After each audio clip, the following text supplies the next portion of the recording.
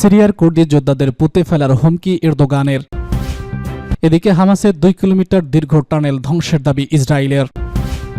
ফের জার্মান সরকার ইসরায়েলে বিপুল পরিমাণ অস্ত্র পাঠাতে যাচ্ছে। এদিকে ফের নিজেদের যুদ্ধ বিমানে আবারও গুলি ছুড়ল যুক্তরাষ্ট্র। সর্বশেষে জানিয়ে দিব 70 আরোহী নিয়ে কাজাকিস্তানে যাত্রীবাহী প্লেন বিধ্বস্ত।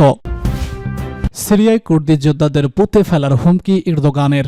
সিরিয়ার কুর্দি যোদ্ধাদের পুঁতে ফেলার হুমকি দিয়েছে তুরস্কের প্রেসিডেন্ট রিসেপ তাইয়েপ এরদোগান।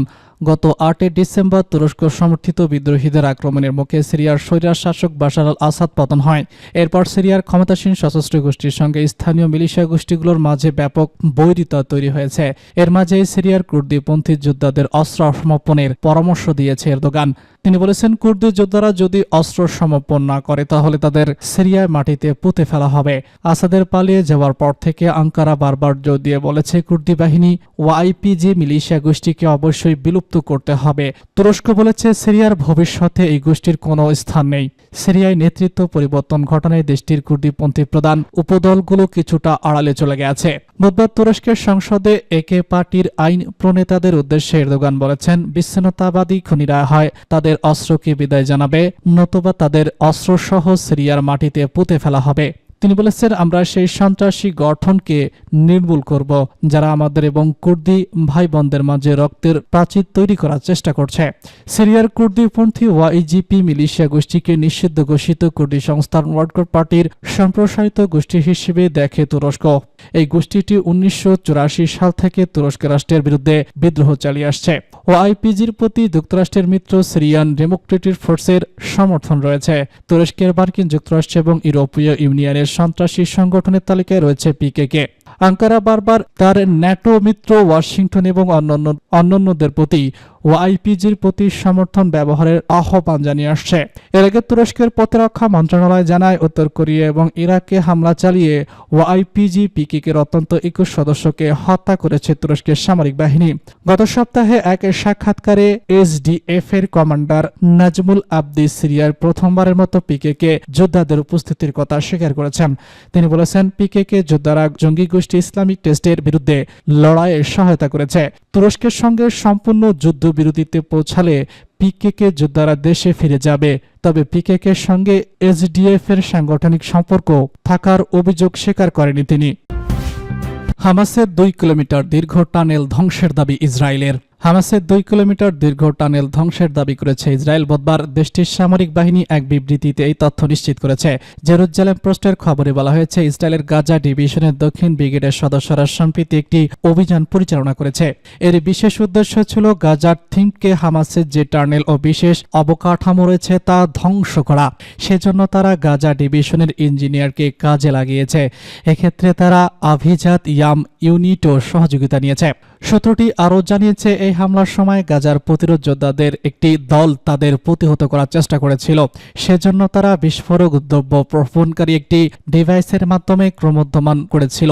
তবে তাদের এই হামলা প্রতিহত করতে হয়েছে। তবে এক্ষেত্রে প্রতিরোধ যোদ্ধাদের অ্যান্টি ট্যাঙ্ক পজিশন ও অবকাঠামোর কারণে একটি ঝুঁকি ছিল, তবে সেটিও প্রতিরোধ করা হয়েছে। উল্লেখ্য, চলমান গাজা যুদ্ধে 45,361 ফিলিস্তিনি নিহত হয়েছে। এছাড়া আহত হয়েছে আরও 1,07,395 জন। নিখোঁজ রয়েছে 11,000। এদিকে জার্মান সরকার ইসরায়েলে বিপুল পরিমাণ অস্ত্র পাঠাতে যাচ্ছে। সাইপেল ম্যাগাজিন জানিয়েছে, জার্মান সরকার ইহুদিবাদী ইসরায়েলের কাছে বিপুল পরিমাণ অস্ত্র পাঠানোর বিষয়টি অনুমোদন করেছে। জার্মান প্রকাশনা স্পাইপার মঙ্গলবার এক প্রতিবেদনে লিখেছে, সে দেশের সরকার গত কয়েক সপ্তাহে ইসরায়েল সরকারের কাছে 30 কোটি ইউরোর বেশি মূল্যের বিপুল পরিমাণ অস্ত্র রপ্তানির অনুমোদন দিয়েছে। পাস্টুদের জানিয়েছে, জার্মান সরকার ইহুদিবাদী শাসক গোষ্ঠীর মানবাধিকার লঙ্ঘনের বিষয়ে আন্তর্জাতিক উদ্যোগ সত্ত্বেও ইসরায়েলের কাছ থেকে বছরে 16 কোটি ইউরো মূল্যের অস্ত্র পাঠানোর অনুমোদন দিয়েছে।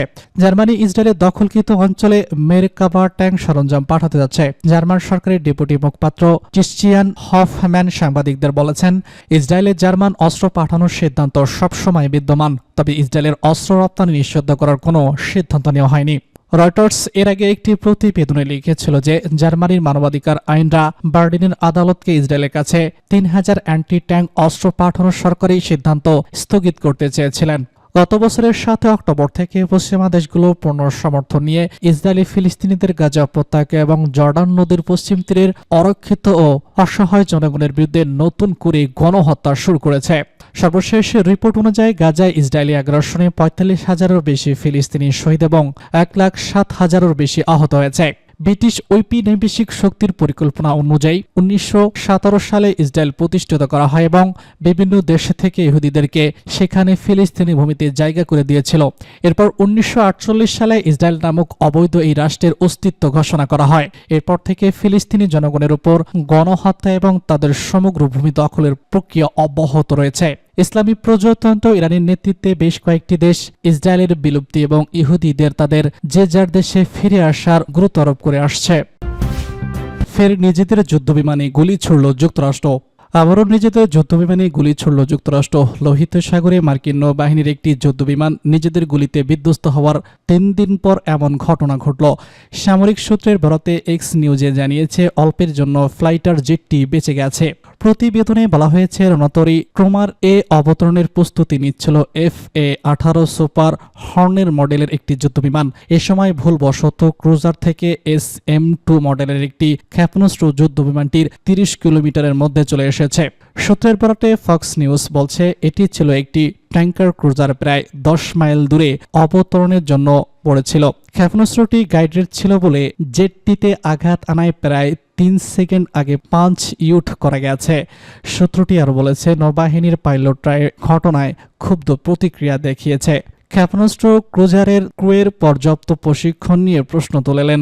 এর আগে মার্কিন সেন্ট্রাল কমান্ড জানিয়েছিল গত ২২শে ডিসেম্বর ভোরের দিকে FA-18 হর্নের মডেলের আরেকটি যুদ্ধবিমানকে ভুলবশত ক্রুজার থেকে গুলি ছোড়া হয়। পরে বিমানটি বিধ্বস্ত হয়েও ২ পাইলট বেঁচে যান। ৫৭ আরোহী নিয়ে কাজাকিস্তানে যাত্রীবাহী প্লেন বিধ্বস্ত।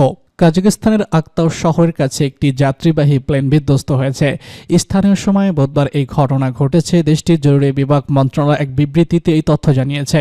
ঘটনাস্থলে আগুন নিয়ন্ত্রণে জরুরি বিভাগের কর্মীরা কাজ করছে বলেও জানিয়েছেন তিনি। খবর AFP ও আল জাজিরার। রাশিয়ার নিউজ এজেন্সি জানিয়েছে আজারবাইজান এয়ারলাইন্সের এই প্লেনটি বাকু থেকে যাত্রা করেছিল। এটি রাশিয়ার চেচেনিয়া গ্রোজনিতে যাওয়ার কথা ছিল, কিন্তু ঘন কুয়াশার কারণে প্লেনটি আবারও বাকুর দিকে ফিরে আসছিল। কাজাকিস্তানের পরিবহন মন্ত্রী বুধবার এক বিবৃতিতে জানিয়েছেন আজারবাইজান এয়ারলাইন্সের যাত্রীবাহী এই প্লেন রাজধানী বাকু থেকে রাশিয়া গেনজির উদ্দেশ্যে যাত্রা করার পর বুধবার পশ্চিমা কাজাকিস্তান বিধ্বস্ত হয়েছে। এক টেলিগ্রাম পোস্টে জানানো হয়েছে আজারবাইজান এয়ারলাইন্সের একটি প্লেন বাকু থেকে গ্রেজনিতে যাওয়ার সময় আকাউড শহরের কাছে বিধ্বস্ত হয়েছে। কাজাকিস্তানের পরিবহন মন্ত্রী জানিয়েছেন ওই প্লেনে ৬২ জন যাত্রী এবং আরও ৫ জন ক্রু সদস্য ছিল। দেশটির জরুরি পরিস্থিতি বিষয়ক মন্ত্রণালয় জানিয়েছে তাদের সদস্যরা ঘটনাস্থল থেকে আগুন নিয়ন্ত্রণ করেছে।